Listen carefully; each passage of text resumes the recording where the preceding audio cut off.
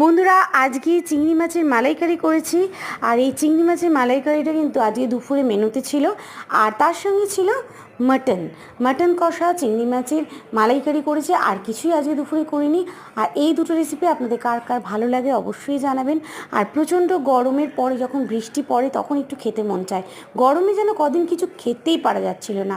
তো তারপর ফাইনালি আমরা আজকে গরমটা একটু কম আর বৃষ্টি হয়েছে যেহেতু আগের দিন রাত্রির বেলায়, তো বুঝতেই পারছেন, তার জন্য একটু করে নিলাম। বাচ্চাদের জন্য মুসুর ডাল, আর আমার জন্য করে নিয়েছি, আমাদের জন্য করে নিয়েছি চিংড়ি মাছের মালাইকারি, আর তার সঙ্গে মাটন কষা।